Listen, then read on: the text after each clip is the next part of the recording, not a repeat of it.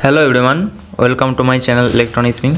आज के इस वीडियो के अंदर हम BLDC मोटर का driver card, inverter card, SMPS उसको कैसे रिपेयर करना है, उसका इन डेप्थ टेक्निकल डाटा, उसका सर्किट डायग्राम, उसका कंट्रोलिंग, एक कंप्लीट डेप्थ अंडरस्टैंडिंग लेने वाले हैं कि कैसे एक BLDC मोटर काम करता है, उसका सर्किट और इसका डिफरेंट कंट्रोलिंग एस्पेक्ट, इसका I2C कम्युनिकेशन और इसके रिपेयर करने के लिए क्या क्या चीज़ हमें पता होना चाहिए। एकदम सिंपल से स्टार्ट करके सप्लाई से लेके BLDC मोटर क्या होता है, इसका कंट्रोल लॉजिक क्या होता है, कंप्लीट हम स्टार्ट करेंगे।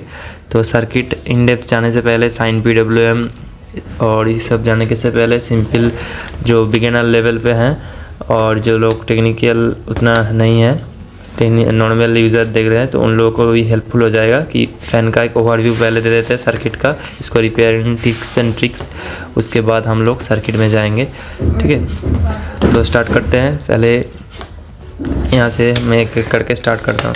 तो नॉर्मल BLDC फ़ैन का वाइंडिंग मेरे पास अभी साइड में है, मैं सर्किट को समझाया था, उसके बाद वाइंडिंग भी समझा दूँगा। वाइंडिंग सिंपल डेल्टा कनेक्टेड या स्टार कनेक्टेड 3 फेज मोटर का वाइंडिंग होता है।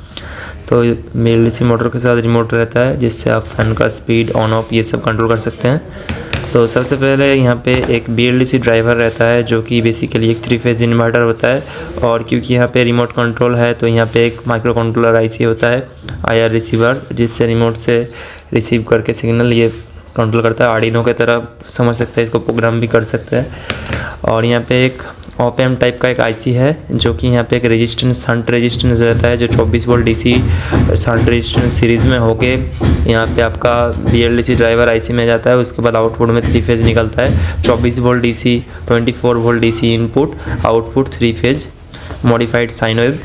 तो यहाँ पे जो शंट रेजिस्टेंस के अक्रॉस में वोल्टेज ड्रॉप होता है उसको ये OP-amp सेंस करके IC को करंट फीडबैक मतलब ओवरलोड प्रोटेक्शन का काम करता है। तो उसके बारे में और डेप्थ में जानेंगे, तो ओवरव्यू के मदद से हम समझते हैं। सबसे पहले SMPS से स्टार्ट करते हैं क्योंकि ये नॉर्मल जो भी टेक्नीशियन है और जो लोग थोड़ा बहुत इसके शौकीन हैं और थोड़ा बहुत इस पर काम करना चाहते हैं उन लोगों के लिए पहले इसका बेसिक क्लियर कर देते हैं। उसके बाद हम लोग एडवांस लेवल पे डायग्राम पे साइन PWM और बाकी सब चीज़, इसका control close loop control system कैसे काम करता है, कहाँ से फीडबैक लेता है, BLDC का मैग्नेट का पोजीशन का, और इसका सप्लाई वोल्टेज, इसका I2C इंटरफेस का क्या कोड है, किससे ये कंट्रोल होता है, उसका फ्लो चार्ट और इसका डिसीजन कैसे फॉरवर्ड रिवर्स कैसे कंट्रोल करें, मैनुअली कैसे इसको मैनुअल विदाउट माइक्रो कंट्रोलर कैसे इस IC से हमको इसका एनालॉग रेफरेंस दे सकते हैं, स्पीड कंट्रोल डायरेक्शन दे सकते हैं, और इसका स्विचिंग कैसे होता है,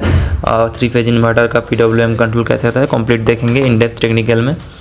तो सबसे पहले बेसिक से स्टार्ट करते हैं। बेसिक से अगर स्टार्ट करें तो पहले यहाँ पे ये SMPS सर्किट है और ये इन्वर्टर सर्किट है, और इसके साथ 3 फेज वाइंडिंग डेल्टा कनेक्टेड या स्टार कनेक्टेड मोटर रहेगा जो कि BLDC मोटर, जिसका स्टेटर का वाइंडिंग जो है एक 3 फेज इंडक्शन मोटर की तरह ही होता है, और रोटर में परमानेंट मैग्नेट रहता है जो कि मैग्नेटिक लॉकिंग, और समझ सकते हैं गधे के सिर पे गाजर लगा दे तो उसको पकड़ने की कोशिश करता है, इस तरीके से काम करता है। तो यहाँ पे सिंपली जो पहले मैं इससे स्टार्ट करता हूँ, उसके बाद इसका वर्किंग सब बताऊँगा। कंप्लीट वीडियो को देखते रहे। अभी तक आपने इलेक्ट्रॉनिक्स विंग को सब्सक्राइब नहीं किया है तो सब्सक्राइब कर लीजिए, साथ ही साथ बेल आइकन को भी दबा लीजिए इस तरीके का technical interesting in depth video देखने के लिए। और यहाँ पे मैं जितना भी चारा मल्टीमीटर यूज़ करूँगा उसका लिंक मैं डिस्क्रिप्शन में दे दूँगा, और BLDC कुछ अच्छे ब्रांड का जो लॉन्ग लास्टिंग चलते, ख़राब जल्दी नहीं होता, जिसका सर्किट अच्छा है, हमने प्रैक्टिकली देखा है, उसका BLDC फैन का लिंक भी यहाँ पे दे दूँगा, आप खरीद सकते हैं यहाँ से। BLDC सबसे पहली बात कि BLDC फ़ैन हम क्यों यूज़ करें। नॉर्मल इंडक्शन मोटर तो हमारा सालों साल 15 साल 20 साल इस तरीके से चल जाता है, तो हम BLDC मोटर क्यों यूज़ करें। BLDC मोटर में ऐसा क्या खासियत है।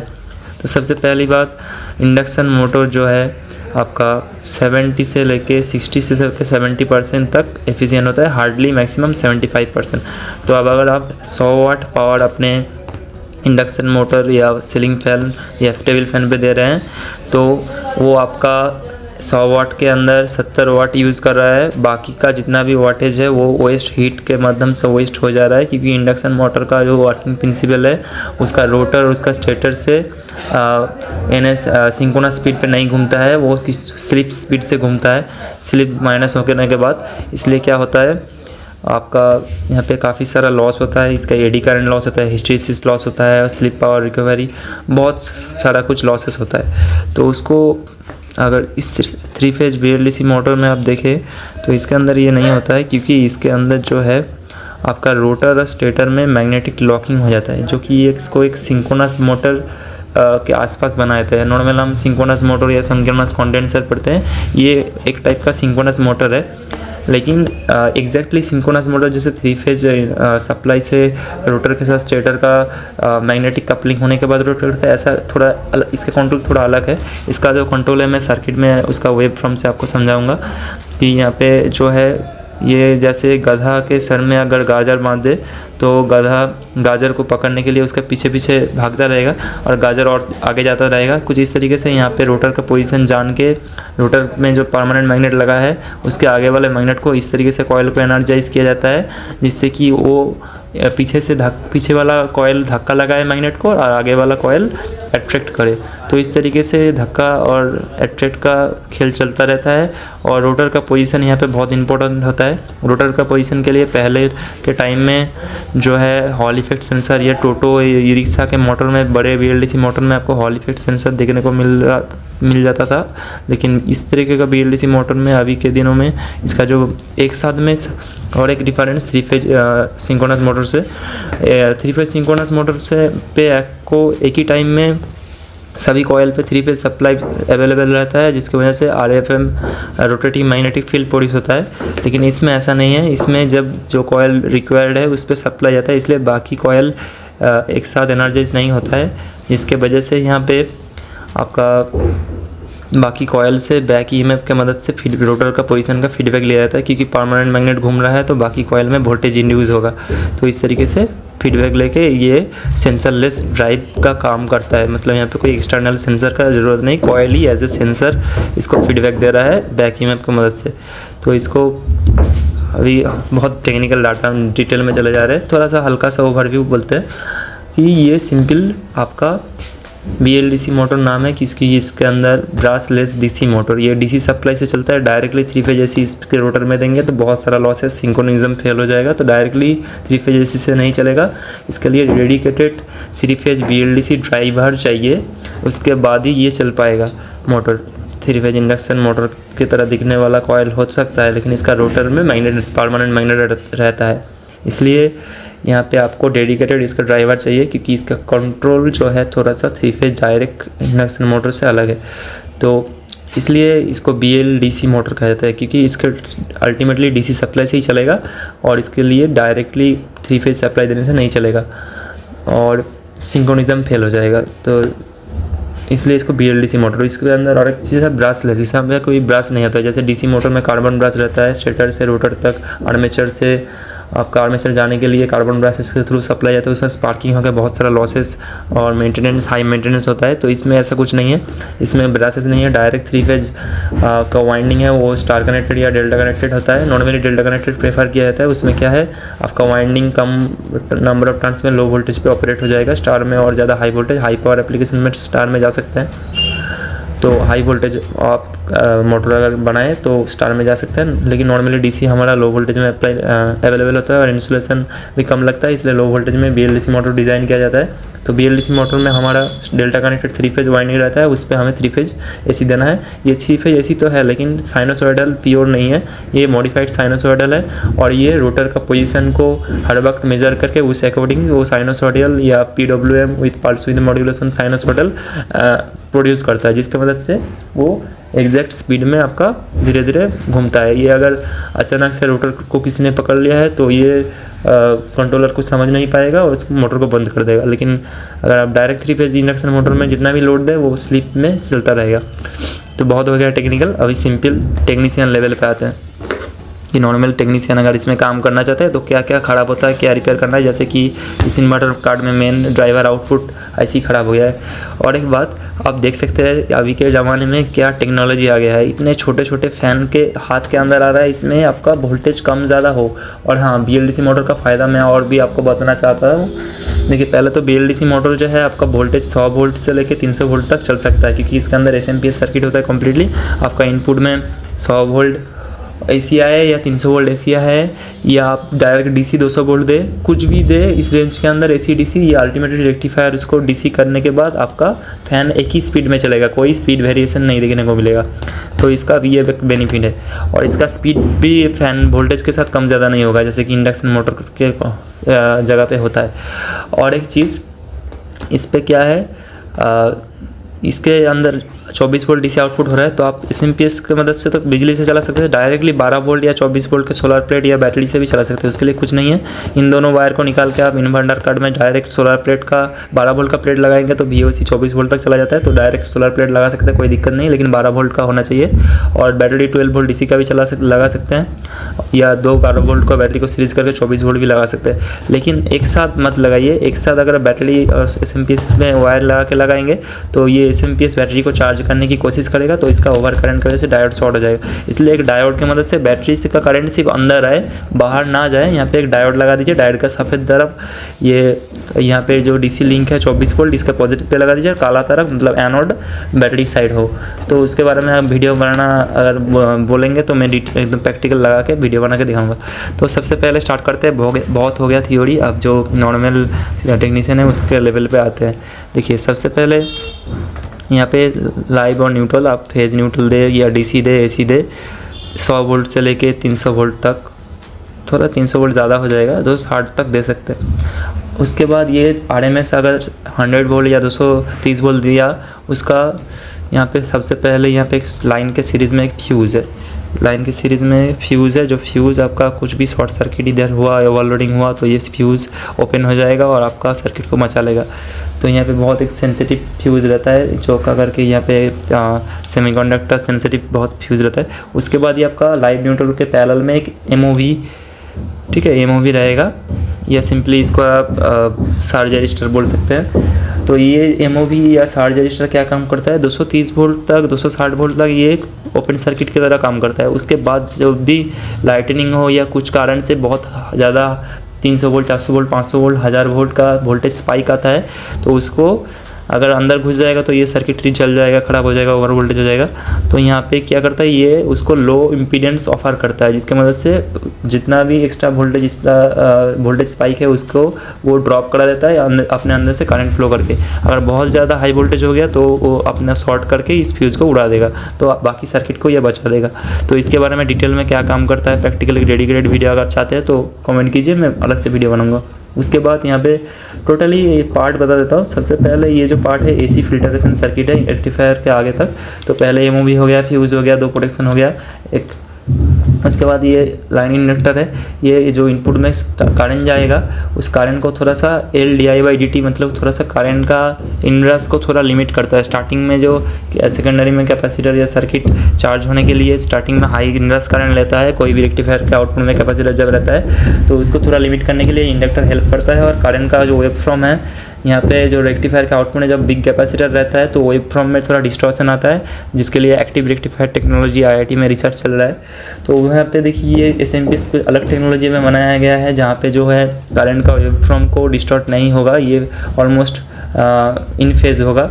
तो इस सर्किट का पावर फैक्टर इस तरीके से 1 किया जा रहा है। कैसे किया जा रहा है पावर फैक्टर 1, कैसे यहाँ पे SMPS का DC लिंक का जो 450 वोल्ट का कैपेसिटर को हटा के यहाँ पे कैसे पावर फैक्टर को 1 ले जा रहा है, उसके लिए एक्टिव रेक्टिफायर और फुल ब्रिज रेक्टिफायर का आउटपुट वोल्टेज करंट का वेवफॉर्म को समझना पड़ेगा, विद कैपेसिटर विदाउट कैपेसिटर। उसके बारे में डिटेल आप वीडियो बनाना अगर आपको चाहिए तो मैं कमेंट कीजिएगा, मैं बना दूंगा कि SMPS के इस डिज़ाइन में जहाँ पे रेक्टिफायर के आउटपुट में 450 वोल्ट का कैपेसिटर ना हो, वहाँ पे पावर फैक्टर कैसे इंप्रूव हो जा रहा है इस फैन सर्किट का, और अगर कैपेसिटर हो वहाँ पे कैसे आपका पावर फैक्टर ख़राब हो जा रहा है, उसके बारे में मैं डिटेल में बता दूँगा। एक्टिव रेक्टिफायर इसको बोलता है।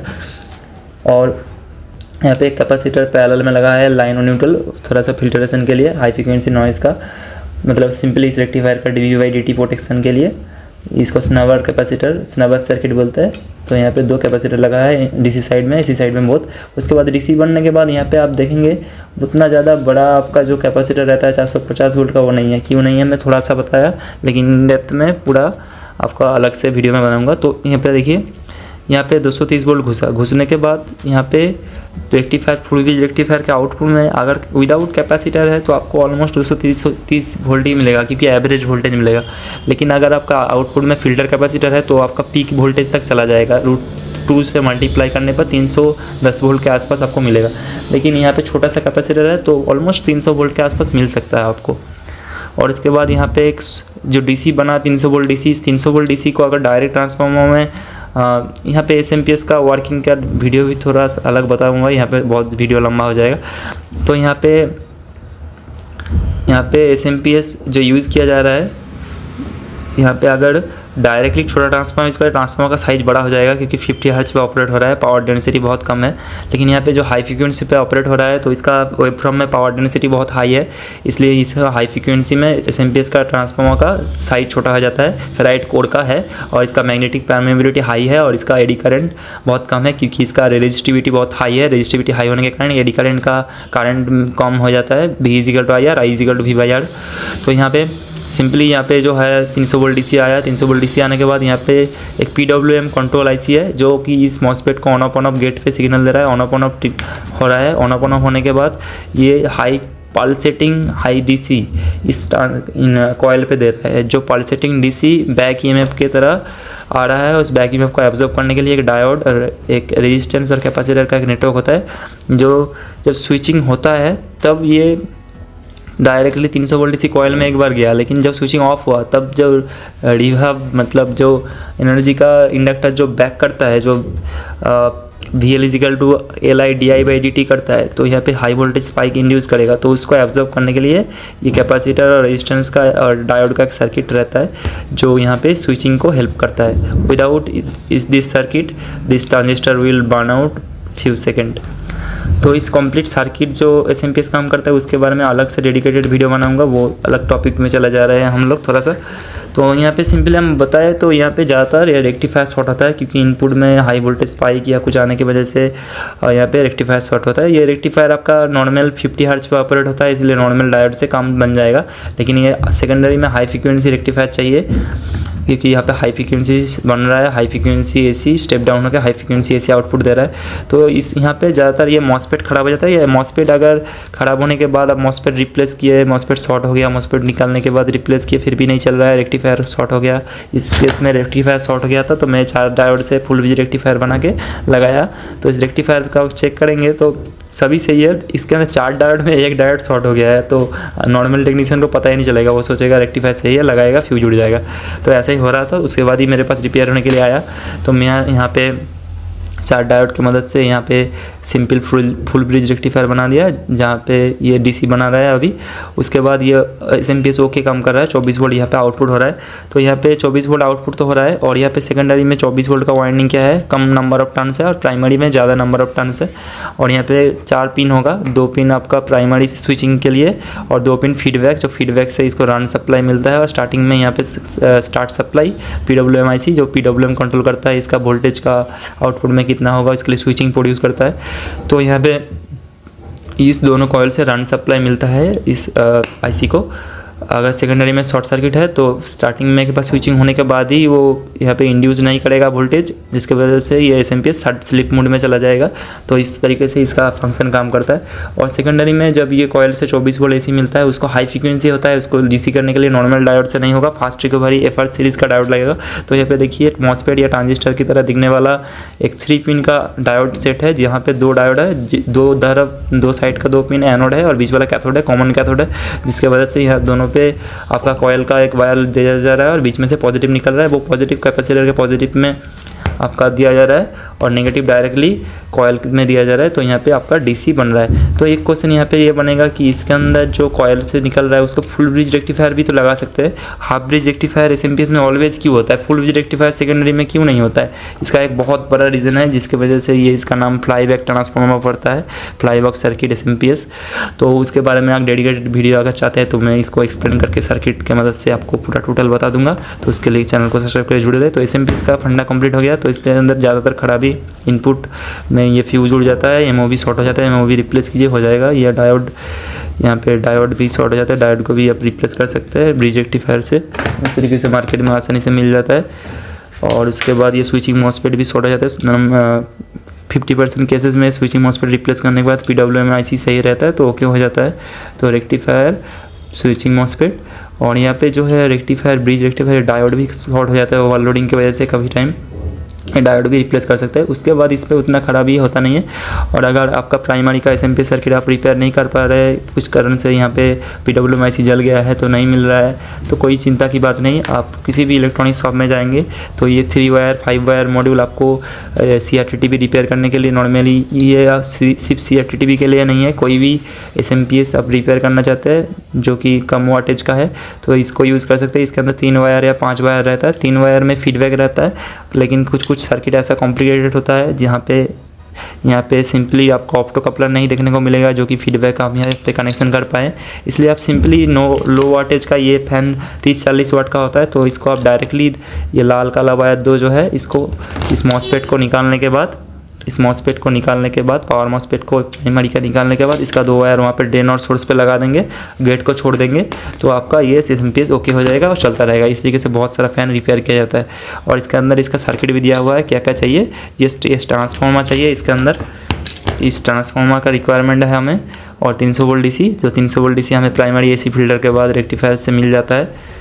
और बाकी RC आइसोलेशन सर्किट वो तो वहाँ पे है डायोड के साथ, बस हो गया। और क्या, इसको लगा दीजिए, रिपेयर हो जाएगा। तो इसका एसएमपीएस रिपेयर का और बहुत सारा वीडियो यूट्यूब में भी है, मैंने भी और बहुत बना दिया है। और अगर फिर भी आपको बहुत डेप्थ में चाहिए, ठीक है, मैं आप कमेंट कीजिए, मैं बता दूँगा।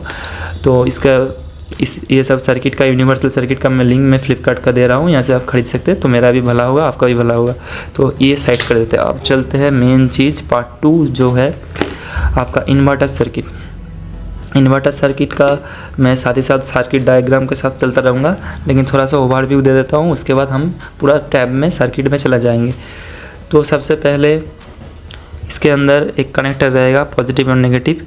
ये पॉजिटिव और नेगेटिव जो कनेक्टर है, यहाँ पे 24 वोल्ट 12 से लेके, या इसका आईसी के नंबर के बात करें तो 8 से लेके 24 वोल्ट DC आप इस पर दे सकते हैं। ये इतना छोटा है, आप समझ सकते हैं क्या टेक्नोलॉजी आ गया है। इतने हाथ के अंदर छोटे से सर्किट आपका पूरा फैन का फुल हवा देगा। वोल्टेज कम ज़्यादा पड़ने पे कोई दिक्कत नहीं, आप रिमोट से कंट्रोल कर सकते हैं। अभी के टाइम में तो मोबाइल IoT आ गया है, मोबाइल से इंटरनेट से भी कंट्रोल कर सकते हैं। यहाँ पे सिंपली आर्डिनो की तरह एक सिंपल माइक्रो कंट्रोलर यूज़ किया है। इसका नंबर मुझे अभी साफ दिख नहीं रहा है, मैं कोशिश करूँगा देखने की, अगर मिला तो इसका नंबर मैं शेयर कर दूँगा। तो इसका नंबर मुझे सब दिख नहीं रहा अभी, मैं थोड़ी देर बाद इसको 3 से क्लिक करके दिखा दूंगा। तो इसका क्या क्या पार्ट है, यहाँ पे टोटल जो पार्ट है, यहाँ पे 24 वोल्ट पहले घुसा और यहाँ पे 3 फेज़ निकला। इसका मेन फंडा यही है। तो ये एक बेसिकली 3 फेज़ इन्वर्टर है, but pure sine wave inverter नहीं है, मॉडिफाइड साइन वेव बोल सकते हैं, क्योंकि इसका वेव शेप आप अगर देखें यहाँ पे हमारा डाटा सेट में मैं बताऊँगा, तो सिंपली ये मॉडिफाइड साइन वेव है। इसके अंदर सबसे पहले DC 24 वोल्ट यहाँ पे आता है, जो कि पॉजिटिव इधर से आके IC में घुस जा रहा है, और नेगेटिव जो है इधर से आने के बाद यहाँ पे एक शंट रेजिस्टेंस यहाँ पे रहता है, बहुत कम रेजिस्टेंस का शंट रेजिस्टेंस से होके IC में नेगेटिव सप्लाई आता है। और ये कैपेसिटर आपका सिंपल 1000 माइक्रोफैरेड 35 वोल्ट का कैपेसिटर आपका DC को थोड़ा फिल्टर करता है, वोल्टेज में आने वाले फ्लैक्चुएशन को फिल्टर करता है, जो कि 24 वोल्ट DC इस IC को मिलता है। इस IC को 24 वोल्ट DC मिलने के बाद ये IC उस 24 वोल्ट DC को 3 फेज AC यहाँ पे UVW आउटपुट करता है। UVW आउटपुट करने के बाद यहाँ पे 3 कैपेसिटर लगा रहता है। यहाँ पे इन कैपेसिटर वेव फ्रॉम को और भी near to sine wave, SPWM के बाद कैपेसिटर उसको नियर टू साइन वेव करके उसका हार्मोनिक को काम करता है। तो यहाँ से आपका 3 फेज AC निकलता है। तो कभी मैं ऑसिलोस्कोप का दिखाऊंगा, ऑसिलोस्कोप में DSO में मेरा जो होममेड ऑसिलोस्कोप है। और इसके बाद यहाँ पे काफ़ी सारा इंडिकेशन है जो कि फ़ैन का स्पीड और बताता है। और इसके बाद यहाँ पे एक IR LED है, जो IR LED आपका IR सेंसर है। ये IR सेंसर आपका रिमोट जब दबाते हैं, रिमोट से IR सिग्नल रिसीव करके माइक्रो कंट्रोलर तक भेजता है, जिसके मदद से माइक्रो कंट्रोलर आपके मन के मुताबिक चलता है। यहाँ पे माइक्रो कंट्रोलर जो है एक यहाँ पे जो प्रोटेक्शन है over current short circuit protection of output stage से फीडबैक यहाँ पे माइक्रो कंट्रोलर पे आता है। उस तरीके से वो आउटपुट में ड्राइव देता है। अगर सब हेल्दी है तब इस पर I2C communication 2 SCL serial clock और सीरियल डाटा के मदद से इस IC के साथ कम्युनिकेट करता है। और इसका 2 पिन है, DIR मतलब डायरेक्शन पिन और स्पीड पिन के मदद से PWM कंट्रोल के मदद से उसका स्पीड भी कंट्रोल करता है फ़ैन का और डायरेक्शन भी। तो यहाँ पे जो है सर्किट में और कुछ है नहीं उतना, आप देख सकते हैं। इसमें ख़राब ज़्यादातर आउटपुट स्टेज में ही आता है। अगर आपका रिमोट काम कर रहा है, रिमोट दिख रहा है लेकिन फ़ैन नहीं चला तो ज़्यादातर इस IC में ख़राब होता है। DRV10983 ये IC है, इसके बारे में अभी टैबलेट में हम लोग अच्छे से समझेंगे। तो इस सर्किट में ज़्यादातर ये IC ख़राब होता है, आउटपुट इन्वर्टर आउटपुट IC। और यहाँ पे मेन माइक्रो कंट्रोलर और ये करंट प्रोटेक्शन और ये IR LED ये सब उतना जल्दी ख़राब नहीं होता है, ये सब सही रहता है। तो ये IC अगर आपको मिल जाता है मार्केट में तो आप इजीली किसी भी SMD स्टेशन की मदद से इसको रिप्लेस कर देंगे तो ओके हो जाएगा। या ये कार्ड ही आपको मिल जाता है। तो मेरा केस में ये IC पूरा ख़राब हो गया है, शॉर्ट हो गया है और साथ साथ ये बोर्ड भी शॉर्ट हो गया है, क्योंकि जो ये इसमें थोड़ा खुरापाती किया वहाँ पर डायरेक्ट 24 वोल्ट लगाने के चक्कर में थोड़ा उल्टा पुल्टा लगा दिया था, तो इस बर्न हो गया है IC टोटल। तो कम्प्लीटली ये रिपेयरेबल नहीं है क्योंकि इसका माइक्रो कंट्रोलर और सभी शॉर्ट हो गया है। तो मैं इसको नया लगाऊंगा, लेकिन SMPS हमने रिपेयर कर लिया है इसका रेक्टिफायर को चेंज करके। तो अभी ये दोनों में कोलकाता अभी लोकल मार्केट है या ऑनलाइन पे नहीं मिल रहा है उतना अच्छे से, तो मैं कोलकाता चांदनी मार्केट में जाके इसका टोटल वीडियो लाइव बना दूंगा, क्या क्या पार्ट्स मिल रहा है वहाँ पे सीलिंग फैन का। तो उसके लिए भी सब्सक्राइब करके जुड़े रहे। तो चलिए मैं अभी सर्किट में थोड़ा प्रैक्टिकल हो गया, अभी तो थ्योरी में जाता हूँ। तो इसके अंदर रिपेयरिंग का टिप्स एंड ट्रिक मैं थ्योरी के अंदर बताता हूँ। तो चलिए अभी मेरे टैबलेट में चलते हैं, उसके बाद वहाँ पे हम कंप्लीट सर्किट में समझेंगे। तो टैबलेट में हम लोग आ गए हैं। टैबलेट में आने के बाद यहाँ पे सिंपली अगर हम देखें तो ऊपर से स्टार्ट करते हैं। ऊपर से स्टार्ट करने के बाद तो यहाँ पे अगर आप देखें तो क्लियरली आपको दिख रहा होगा टैबलेट में जो है यहाँ पे IC जो है, IC का number DRV10983 12 to 24 volt 3 phase sensorless BLDC motor drive. तो यहाँ पे इस IC का नंबर आपको क्लियर दिख रहा हो। इस IC का नंबर आप SMD वर्जन या पिन थ्रू होल ले सकते हैं। ये टेक्सास इंस्ट्रूमेंट ने बनाया है। तो ये है 3 फेज मोटर के लिए, मतलब सेंसरलेस BLDC मोटर के लिए। और इसका इनपुट वोल्टेज जो रेंज है वो 8 से लेके 28 वोल्ट तक, मतलब 8 से लेकर 24 वोल्ट तक आप इसको सप्लाई दे सकते हैं। और इसके बाद टोटल इसका जो टोटल ड्राइव H+LR रेजिस्टेंस है, मतलब ये थोड़ा बाद में बताऊंगा। सिंपली इसका जो अब जब मोटर कनेक्ट करेंगे और सोर्स के बीच में ये जो ड्रॉप करता है वो मैक्सिमम 250 मिली ओम्स का है, बहुत कम है, नेग्लिजिबल है। इसका हीट प्रोड्यूस कितना होगा उसका कैलकुलेशन है। और इसके बाद ड्राइव करंट 2 एम्पियर कॉन्टीन्यूअस ये दे सकते हैं। तो इसका जो मोटर में करंट, मोटर का वाइंडिंग है 2 एम्पियर मैक्सिमम होगा और 3 एम्पियर पिक, तो उससे ज़्यादा ये मोटर में करंट नहीं लेना चाहिए। तो 2 एम्पियर ये मैक्सिमम कॉन्टीन्यूअस लेगा। तो SMPS भी ऑलमोस्ट 2-3 एम्पियर के अंदर ही होगा। तो सेंसरलेस पायरेटरी बैक इलेक्ट्रोमोटिव फोर्स या BEMF कंट्रोल स्कीम है। इसके अंदर BEMF कंट्रोल स्कीम मतलब इसके अंदर बैक EMF को काम में लेकर ये काम करता है। इसके अंदर कोई भी हॉल इफेक्ट सेंसर नहीं लगा है, जैसे कि ई रिक्शा या टोटो में रहता है जो रोटर का पोजीशन बताता है BLDC मोटर का। लेकिन यहाँ पे डायरेक्टली जो कॉयल है, कॉयल में एक साथ तीनों वाइंडिंग को यूज़ नहीं किया जाता है, किसी एक या दो को एक्साइट किया जाता है। बाकी जो कॉयल एक रहता है उससे बैक EMF से फीडबैक लिया जाता है। और इसके बाद कॉन्टिन्यूस साइनसॉइडल 180 डिग्री कम्यूटेशन पे ये काम करता है। और जो 3 फेज इन्वर्टर है ये दो तरीके से आपका आउटपुट 3 फेज प्रोड्यूस करता है, 120 डिग्री कंडक्शन मोड और 180 डिग्री कंडक्शन मोड। तो यहाँ पे 180 डिग्री कंडक्शन मोड यूज़ किया जाता है, तो ये थोड़ा सा डेंजर होता है बड़े इन्वर्टर के लिए। छोटे इन्वर्टर में चल जाता है, बड़े इन्वर्टर में 120 डिग्री कंडक्शन प्रेफर किया जाता है। तो यहाँ पे no external resistor sense resistor require, यहाँ पे एक्सटर्नल करंट के लिए कोई सेंस रेजिस्टेंस नहीं चाहिए ओवरलोड प्रोटेक्शन है ना दोनों के लिए। तो यहाँ पे इसके अंदर ही है, फिर भी आउटसाइड में शंट रेजिस्टेंस है। और ये फॉर फ्लेक्सिबल यूज़र में इंक्लूड एक्सटर्नल सेंसिंग रजिस्टर और monitor power delivery to motor. तो यहाँ पे जो सर्किट हमने देखा था वहाँ पे एक्सटर्नल रजिस्टर यूज़ किया गया है। तो यहाँ पे क्या क्या इंटरफेस है, यहाँ पे I2C इंटरफेस है, access register for command and feedback. तो यहाँ पे आप I2C कम्युनिकेशन की मदद से आप इस पर कमांड दे सकते हैं, फैन को चला सकते हैं, जो चाहे कर सकते हैं और इस फीडबैक ले सकते हैं। और यहाँ पे विदाउट माइक्रो कंट्रोलर भी हम इस IC को कंट्रोल करके मोटर को चला सकते हैं, जो मैनुअल कंट्रोल आपका एनालॉग रेफरेंस देके भी कर सकते हैं। और इस पर डेडिकेटेड स्पीड पिन भी है, यहाँ पे एक पिन रहेगा जो कि PWM 5 वोल्ट से कंट्रोल होता है, जो कि स्पीड को देता है, जो आप PWM का ड्यूटी साइकिल को कंट्रोल करके उसका स्पीड को डिसाइड कर सकते हैं फुल स्पीड तक। इधर और एक ऑप्शन भी है, यहाँ पे एनालॉग और PWM इनपुट बोल दिया मैं। और यहाँ पे डेडिकेटेड FG पिन है, यहाँ पे एक फ्रीक्वेंसी जनरेटर पिन है जो कि मोटर का जो स्पीड चल रहा है, तो मोटर जो अभी एक्चुअल स्पीड में आउटपुट में 3 फेज निकल रहा है उसका मोटर का स्पीड को वापस माइक्रो कंट्रोलर या किसी बैक में फ्रीक्वेंसी के रूप में आपको आउटपुट में देगा। तो यहाँ पे आपको मोटर का स्पीड चल रहा है इस पिन से पता चल जाएगा।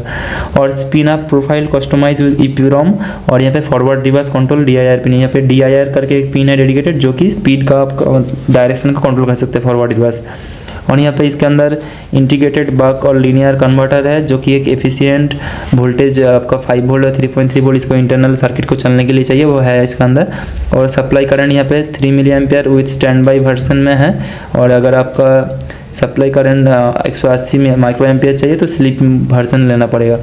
और इसके अंदर क्या क्या प्रोटेक्शन है, यहाँ पे ओवर करंट प्रोटेक्शन है इसके इंटरनली, और लॉक डिटेक्शन प्रोटेक्शन है, मतलब अगर रोटर लॉक हो गया है घूम नहीं रहा है वो प्रोटेक्शन है। और इसके बाद वोल्टेज सर्च प्रोटेक्शन है ज़्यादा वोल्टेज आने पर। उसके बाद UVLO, ये अंडर वोल्टेज मोटर डिस्कनेक्ट, मतलब मोटर अगर बहुत ज़्यादा इनपुट में वोल्टेज 8 वोल्ट से भी कम आ रहा है तो मोटर चल नहीं पाएगा ठीक से, इसलिए वो मोटर को शट डाउन करा देगा, ऑफ करा देगा।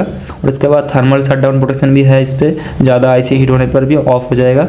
उसके बाद थर्मल एनहांस 24 विन THD, ये एक अलग पैकेज है जो कि SMD टाइप का नीचे माउंट होता है, जिसमें कि थर्मल का प्रॉब्लम हट जाता है क्योंकि बोर्ड के साथ हीट सिंक की तरह काम करता है। और यहाँ पे इसके बारे में आज के वीडियो में ये जो डाटा शीट है कंप्लीट बहुत अच्छा, यहाँ पे बहुत डेटा दिया गया है, कंप्लीट साइन PWM कैसे काम करता है सब देखेंगे बाद में। आज के वीडियो में बहुत वीडियो लंबा हो जा रहा है, इसलिए जस्ट साइन PWM का ओवरव्यू एक देख लेंगे। लेकिन डिटेल में आप जानना चाहते हैं तो नीचे कमेंट कीजिएगा, मैं एडवांस तरीके से टीचिंग स्टाइल में आपको ये सिखा दूंगा। सब आसान है, इतना कुछ मुश्किल नहीं है, सिर्फ समझने की बात है। और यहाँ पे देखिए सिंपली यहाँ पे कैसे स्विचिंग हो रहा है 3 फेज इन्वर्टर में वो सब बताऊंगा। तो यहाँ पे जो है हम लोग थोड़ा सा सर्किट में डिस्कस करते हैं, बाकी वीडियो में बाकी पार्ट देखेंगे। तो यहाँ पे और एक जो बताया मैं उसका कंप्लीट डेरिवेशन एक ओवरऑल दिया गया है। तो ये नॉर्मली फ़ैन के लिए यूज़ करता है और HVAC हाई जो कूलिंग सिस्टम रहता है उसमें भी यूज़ किया जाता है। इसका जो कंप्लीट सर्किट डायग्राम है ये रहा। इसके अंदर टोटल नंबर ऑफ पिन्स 24 है, 24 पिन है इसके अंदर IC के अंदर, जिसके अंदर VCC सप्लाई इस पिन से आता है जो कि 8 वोल्ट से लेके 24 वोल्ट या 28 वोल्ट तक। उसके बाद यहाँ पे कुछ सपोर्टिव नॉर्मल वैल्यू का कैपेसिटर और इंडक्टर चाहिए, ये जो है कुछ इंपॉर्टेंट इंटरनल फंक्शन के लिए आगे सर्किट में बताऊंगा। और इसके अंदर जो इंटरफेस है ये रहा इसका इंटरफेस टू माइक्रो कंट्रोलर। इसके अंदर कितना पिन है, सबसे पहले SCL सीरियल क्लॉक और सीरियल डाटा, ये I2C इंटरफेस है जो कि माइक्रो कंट्रोलर के साथ डिजिटल कम्युनिकेशन सीरियल कम्युनिकेशन के लिए। और FG ये एक आउटपुट है फ्रीक्वेंसी जनरेटर, इसके अंदर कितना मोटर स्पीड में चल रहा है उसका फ्रीक्वेंसी के रूप में आउटपुट में बताता है। और इस पर इससे इनपुट दो है डायरेक्शन और स्पीड। तो इस पिन को अगर आप ये 3.3 वोल्ट के लॉजिक में चलता है। तो अगर हाई कर देंगे तो फॉरवर्ड घूमेगा, लो कर देंगे तो रिवर्स घूमेगा। और ये स्पीड 0 to 3.3 वोल्ट या 4 वोल्ट या 5 वोल्ट तक आप इसका PWM या एनालॉग रेफरेंस कम ज़्यादा करके इसका मोटर का स्पीड कंट्रोल कर सकते हैं। और यहाँ पे ये सब पिन में बाद में डेप्थ में इसका सर्किट जब एक्सप्लेन करूँगा तब बताऊँगा। और यहाँ पे सिंपली यहाँ VCC पिन 23-24-2 है, क्योंकि करंट थोड़ा है तो 2 पिन यूज़ किया गया है। और यहाँ पे आउटपुट में भी करंट ज़्यादा है, इसलिए 2 पिन करके यूज़ किया गया है। तो यहाँ पे UVW मोटर का आउटपुट 3 फेज़ आपका UVW 3 फेज़ यहाँ पे निकल रहा है। 3 फेज़ साइनसॉइडल 120 डिग्री डिस्प्लेस यहाँ पे निकल रहा है। लेकिन इसको फीडबैक भी मिल रहा है इसी पिन से, जो बैक EMF है उससे। एक एट ए टाइम तीनों फेज हाई नहीं रहता है, कोई एक फेज लो रहेगा, वेव फ्रॉम देखेंगे तो पता चलेगा, तो उससे वो फीडबैक लेता है। और यहाँ पे ग्राउंड है, पावर ग्राउंड और VCC। और ये इसके अंदर ओवरऑल मैं बता दिया आपको। तो आई होप ये वीडियो आपको बहुत अच्छा लगा होगा। इस तरह का टेक्निकल इन डेप्थ वीडियो और भी देखने के लिए नीचे इलेक्ट्रॉनिक्स विंग को सब्सक्राइब करिए। ऑलमोस्ट ये वीडियो काफ़ी लंबा हो चुका है, तो यहाँ पे इस वीडियो को एंड करते हैं। आने वाले वीडियो में मैं यहाँ पे इसका सर्किटरी, साइन PWM और इसका कंप्लीट ब्लॉक डायग्राम लॉजिक कैसे काम करता है, और यहाँ पे आउटपुट स्टेज कैसे काम करता है, सभी चीज़ बताऊंगा। तो नीचे कमेंट कीजिए, अगले वीडियो और भी ज़बरदस्त और काफ़ी सारा न्यू इन डेप्थ यहाँ पे कैसे बन रहा है सब बताएंगे। तो चलिए मिलते हैं किसी और वीडियो में। Thanks for watching. Hare Krishna.